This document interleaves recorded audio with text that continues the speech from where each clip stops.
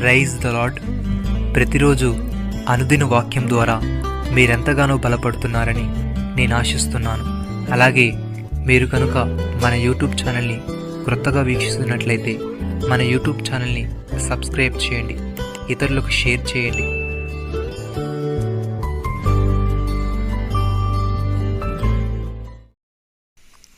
నీవు ఆయనను తెలుసుకొని హృదయపూర్వకముగాను మనఃపూర్వకముగాను ఆయన్ని సేవించము.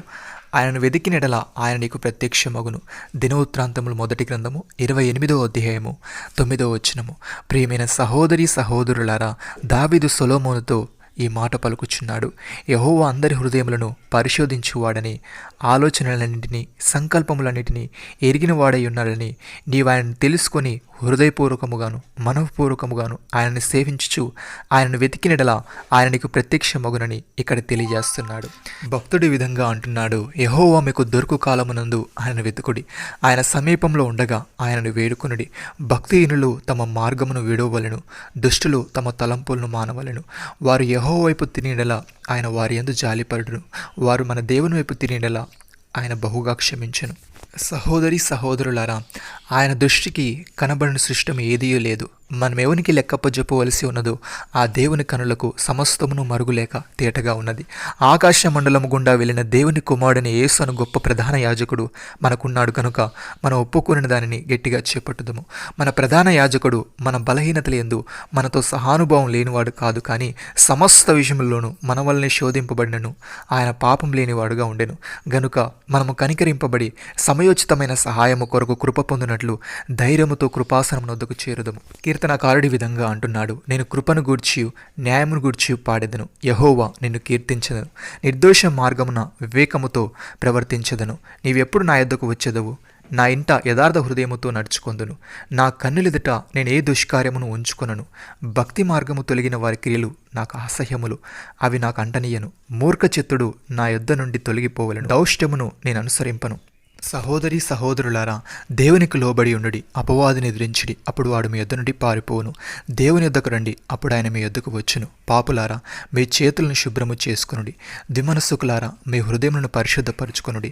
వ్యాకులపడుడి, దుఃఖపడుడి, ఏడువుడి. మీ నవ్వు దుఃఖమునకును మీ ఆనందము చింతకును మార్చుకొనుడి. ప్రభు దృష్టికి మిమ్మల్ని మీరు తగ్గించుకొనుడి, అప్పుడు ఆయన మిమ్మల్ని హెచ్చించును. ప్రియమైన సహోదరి సహోదరులారా, మనం నిరీక్షణ కలిగిన వారమై రక్షింపబడితిమి. నిరీక్షింపబడినది కనబడినప్పుడు నిరీక్షణతో పని ఉండదు. తాను చూచుచున్న దాని కొరకు ఎవడు నిరీక్షించును? మనము చూడని దాని కొరకు నిరీక్షించినట్లా ఓపికతో దాని కొరకు కనిపెట్టుదుము. అటువలనే ఆత్మయు మన బలహీనతను చూచి సహాయము చేయుచున్నాడు. ఏలయనగా మనం యుక్తముగా ఎలాగూ ప్రార్థన చేయవలనో మనకు తెలియదు, కానీ ఉచ్చరింప శక్యము కాని మూలుగులతో ఆ ఆత్మ తానే మన పక్షమున విజ్ఞాపనము చేయుచున్నాడు. నమ్మిన వారు నాతో కలిసి ప్రార్థనలో ఏకీభవించండి.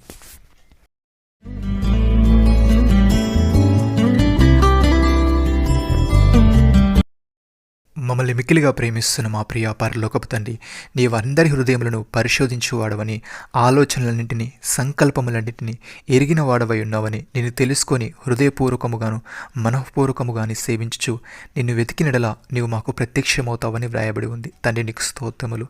దేవా, నీవు మాకు దొరుకు కాలమునందు మేము నిన్ను వెతికే వారముగా, నీవు సమీపంలో ఉండగా వేడుకునే వారముగా ఉండుటకు సహాయము దయచేయమని, ఏ దుష్కార్యమును మా కన్నులెదుట ఉంచుకొనక యథార్థ హృదయముతో నడుచుకుంటూ నిర్దోష మార్గమున వివేకముగా ప్రవర్తించుటకు కృపచూపమని, అనేకులకు ఆశీర్వాదకరముగా అనేకులకు మాదిరికరముగా మా జీవితాలను నీవే మార్చమని ప్రభువైన యేసుక్రీస్తు నామములో ప్రార్థిస్తున్నాము తండ్రి.